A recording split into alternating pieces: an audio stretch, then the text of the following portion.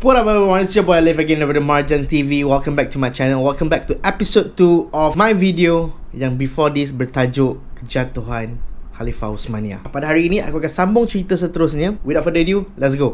But before that, pada mereka yang belum subscribe ke channel aku, please do subscribe to the channel. Like the video kalau korang suka video ni, share the video if you think it's very beneficial to everyone. Jadi ilmu yang kita ada, kita sampaikan, panjangkan, InsyaAllah akan memanfaatkan untuk orang lain. Let's get back to the story. Pada ketika Turki diserang oleh Greek di Anatolia, Britain mewujudkan satu karakter. Karakter ini dicipta untuk menyelamatkan Turki. Kononnya akan membebaskan Turki. Dan orang ini bernama Mustafa Kemal Atatürk. Jadi, apa yang British buat? Apa yang British telah lakukan dengan menghantar seorang lelaki bernama Mustafa Kemal ni? Di sebuah tempat di Turki bernama Gallipoli. Di situ Kemal Atatürk telah buat perjanjian dengan British, membuat perjanjian di mana mereka akan tolong untuk berperang bersama Greek dan akhirnya menang, dan ini membuatkan Kemal Atatürk menjadi hero, menjadi savior pada orang-orang Turki. Right? Orang Turki akan memandang Mustafa Kemal Atatürk sebagai seorang yang memerdekakan ataupun memperjuangkan kebebasan, kemerdekaan orang Turki.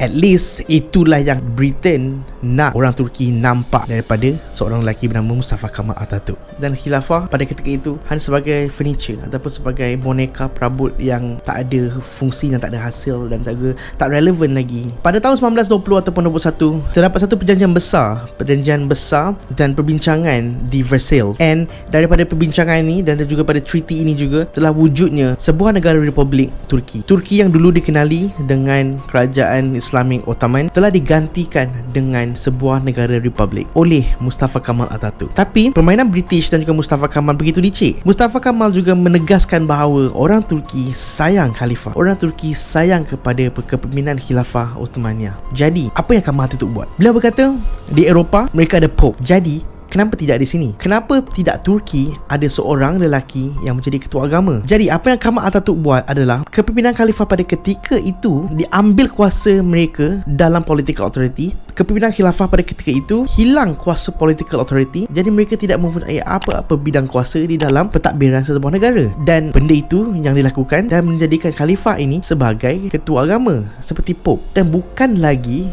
sebagai seorang yang memerintah negara Islam. Dan orang Turki yang buta ini dan memakan dengan kata-kata Mustafa Kemal gembira, happy bahawa khalifah masih ada. Dan bagi mereka yang melantik Mustafa Kemal ini juga, pihak Britain juga gembira kerana sekarang Turki adalah sebuah negara sekular. Sebuah negara sekular yang mengadaptasi kepimpinan pentadbiran sesebuah negara yang mereka idam-idamkan dan mereka mahukan supaya mereka ni senang untuk berada di bawah satu bumbung kepimpinan yang ditadbir oleh mereka yang lagi besar. Pada 3 hari bulan Mac 1924, pihak Britain secara tiba-tiba meminta Mustafa Kemal untuk menghapuskan terus selama-lamanya perkataan khalifah di dalam pentadbiran khulafah Utsmaniyah. Pihak Britain tidak mahu langsung kewujudan khilafah ini wujud di negara Turki, wujud di Empire Ottoman ini. Dan pada ketika itu juga, pada tanggal 3 Mac 1924, Mustafa Kemal Atatürk memansuhkan pentadbiran khilafah. Persoalannya sekarang, kenapa ini berlaku? Kenapa pentadbiran khilafah ini ataupun boneka ini sekalipun dimansuhkan kuasa mereka, dibubarkan langsung penggunaan nama itu? Atas sebab apa? Nampak tak? Sedangkan Mustafa Kemal tu sendiri adalah pelantikan mereka. Apa yang Britain nak, Mustafa Kemal telah lakukan untuk menjadikan sebuah negara sekular, Turki menjadi sebuah negara sekular. Ianya berjaya. Ianya telah berlaku. Apa lagi yang Britain tak puas hati?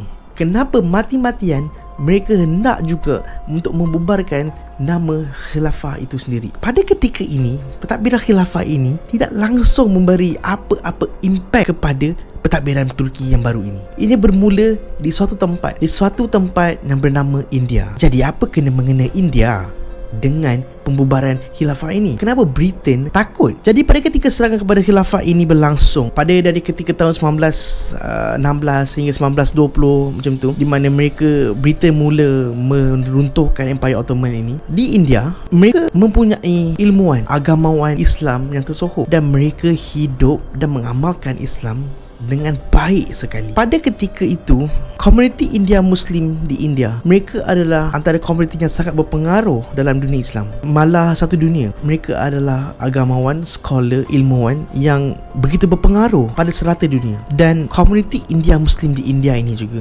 dipimpin, diketuai oleh ketua yang kenal Islam dan hidup dalam kepimpinan Islam secara sepenuhnya. These are the people that who knew Islam and who live Islam. Dan mereka ini ingin mengusir keluar pentadbiran Britain. Mereka ingin mentadbir India dengan cara mereka sendiri, dengan cara Islam. Mereka tidak mahu India menjadi negara sekular. Mereka tidak mahu British mengkoloni India. Mereka boleh mengembalikan pentadbiran negara Islam secara mutlaknya. Itu sahaja yang mereka nak. Negara mereka ditadbir dengan cara Islam sepenuhnya. Para ilmuwan agamawan ini, mereka sedar bahawa mereka boleh menggerakkan jutaan pengikut Islam di India untuk membuat revolusi.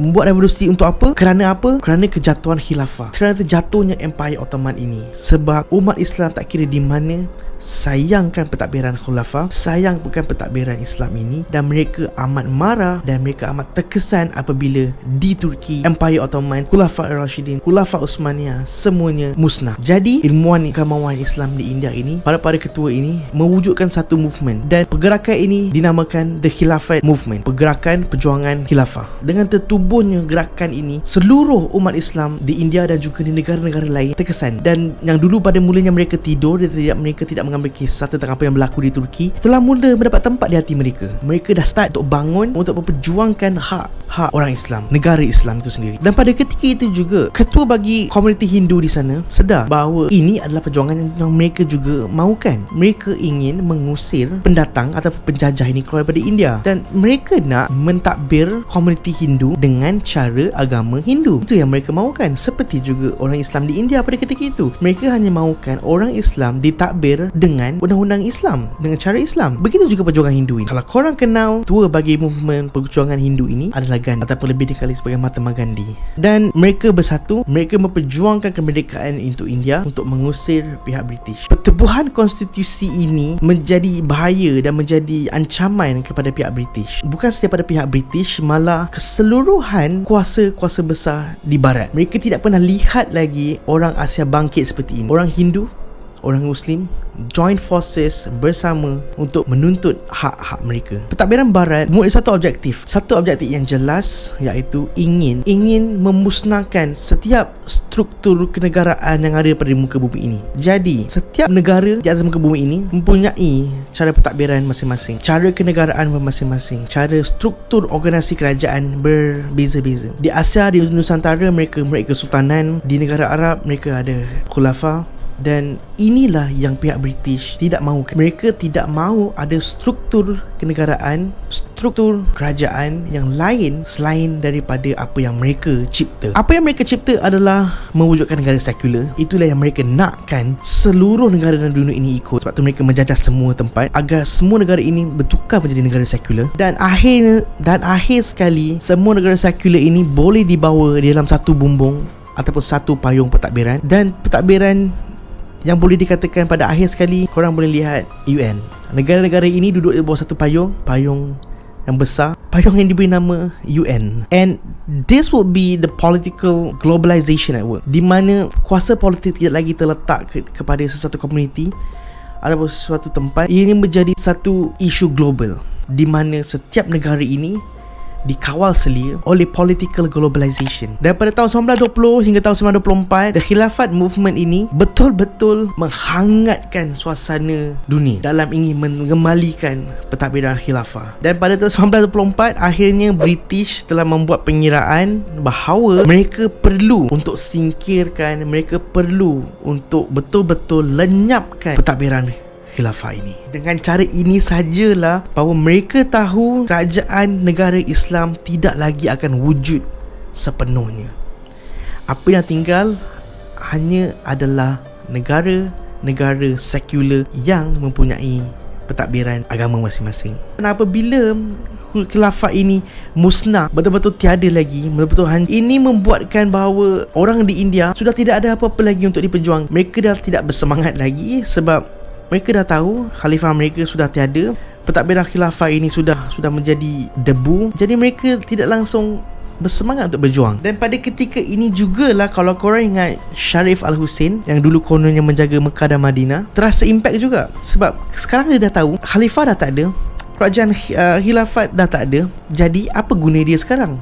apa guna, apa peranan dia sekarang pada pihak British. Dan Sharif Al-Hussein baru sedar dan baru tahu plan Britain yang dia telah terperangkap. Dan setelah Kamal Atatürk demolish the Caliphate Empire, beberapa hari selepas itu, pada 7 hari bulan Mac 1924, Sharif Al-Hussein Sharif Al-Hussein telah membuat keputusan untuk claim dirinya sebagai khalifah dan memulakan kembali khilafah Uthmaniyah yang telah musnah. Dan untuk membuat sesuatu benda, dia perlu meminta izin pihak Britain. Tetapi pada ketika ini, beliau tidak meminta izin daripada pihak Britain. Sejurus saja Sharif Al-Hussein ini menggelarkan dirinya sebagai khalifah untuk sebuah kerajaan khilafah. Pihak Britain memberi green light pada Abdul Aziz Ibn Saud untuk menyerang Sharif Al-Hussein. Kerajaan Abdul Aziz Al-Saud di Riyadh mendapat bantuan hebat daripada British, dan dalam masa 6 bulan sahaja, beliau dan askar-askar beliau dapat menaluki Mekah dan eventually Madinah. Perkara ini ketika tahun 1924 pada bulan April, setelah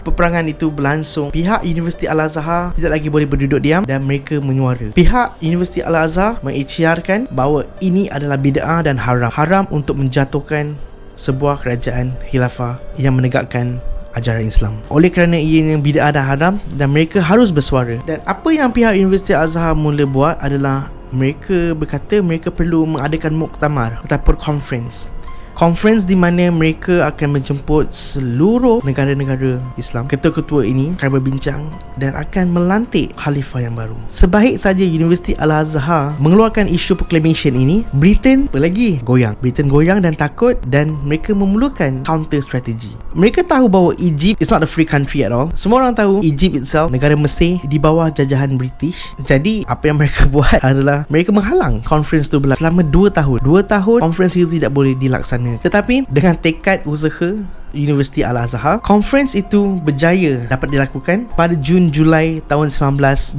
Tetapi sekali lagi Britain menggunakan counter strategi yang seterusnya. Apa yang pihak Britain buat adalah mereka menggunakan Abdul Aziz Ibn Saud untuk melakukan ataupun mengadakan conference juga di Mekah dan Madinah pada ketika itu, pada tahun itu juga. Conference itu diberi nama The World of Islam in Mecca, yang ianya dilaksanakan pada ketika musim haji tahun 1926 pada bulan Mei pada ketika itu. Dan conference yang ingin dilakukan oleh Universiti Al-Azhar ada pada bulan Julai, dan mereka mengadakan conference itu awal. Dan kemudian Britain, Russia, France dan China, dan boleh dikatakan semua kuasa besar di Eropah memberi kerjasama di dalam conference yang dilakukan oleh Abdul Aziz. Ini adalah untuk memastikan conference di Cairo, anjuran Universiti Al-Azhar itu tidak akan berjaya. Mereka, pihak Britain, berjaya membuat conference yang dilaksanakan oleh Abdul Aziz As-Saud menjadi conference yang berjaya, dan seluruh leader dunia attend that meeting.